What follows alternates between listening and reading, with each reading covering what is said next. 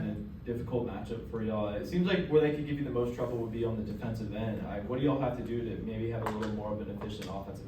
Yeah, well, we got to shoot it before we turn it over. That's for sure. I have a lot of respect. This is a team that went 21-10 last year, and again, I mentioned they played big time programs and played them tough.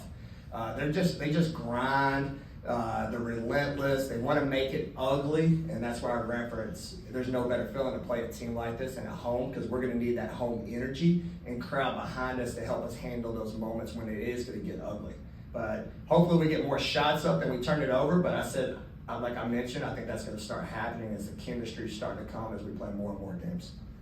Playing 3 games this week, and you talked about, y'all need to play more teams and y'all need to get out there and test yourself. But what's the challenge of doing that in a week's time, playing 3 teams, and the games aren't super spaced out? I mean, how do y'all handle that as a staff? Yeah, well, as a staff, we stay up long nights.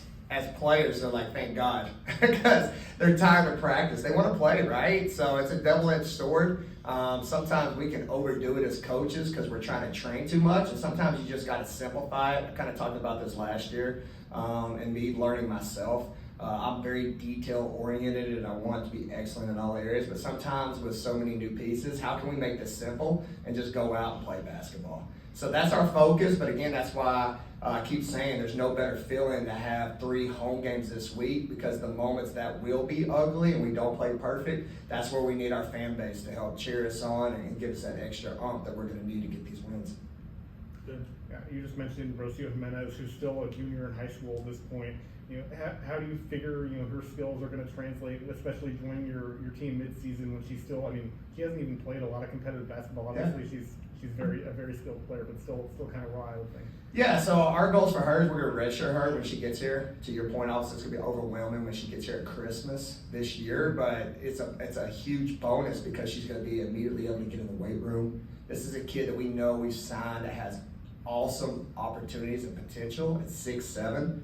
All right, there's not many 6'7" women out there who can catch and run like she does, but we're going to start with the basics. We're going to make sure we get everything around the rim, get her in great shape, get her tough, and then most important, you got to understand this is a kid who is not from this country. Obviously, she goes to a school currently right now in Florida, but just what I love about her is she's so excited because our fan base, again, I can't give enough shout-outs to our Twitter and social media, the love that she has received.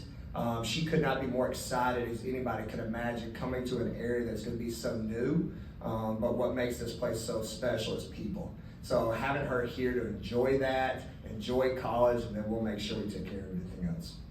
You spoke briefly on what y'all did the other night. I mean, what was kind of your assessment on where your team is right now after watching the film, kind of checking out the good and the bad from the game? I mean, we talked about it in the first press conference. There's a lot of ooh-wee moments, which I think that was the first quarter, 26-7, and also we missed a couple of layups, free throws where you had the potential for 30, 35.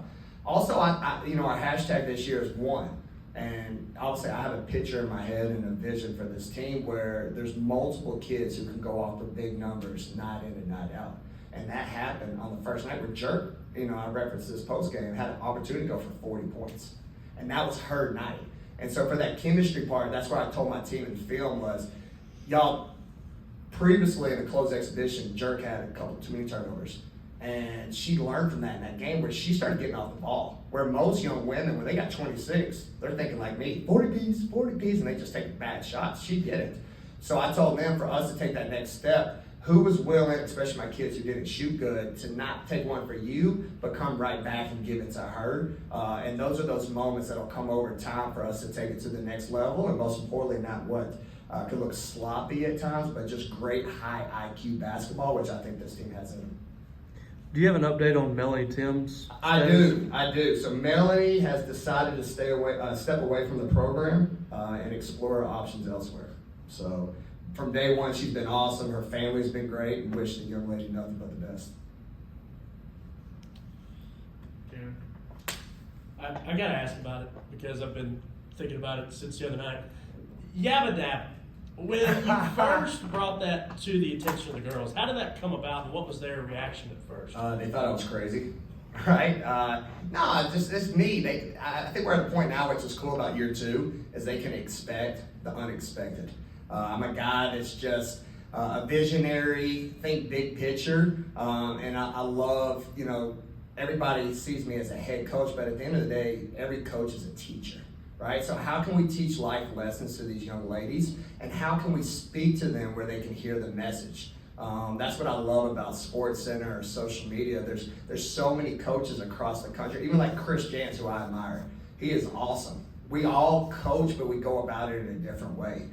So for my team, I try to learn their behavior as the season goes, and I thought, man, after hanging out with my own kids, you know what, just a little yabba dabba, right? I was in that mood, and I said it because sometimes in life you got to be crazy enough to believe it, but also think it's cool. So that was my version of thinking it's cool. Now, if you ask one of my players, they're probably going to say that was not cool, but you know what? They eventually bought in, so that's why I love my team, because they got my back. So that's how that all went down, and like I said, maybe Christmas ugly sweater game, Robbie, you can come as Fred Flintstone. Like, this could go like really big areas and just outside the box.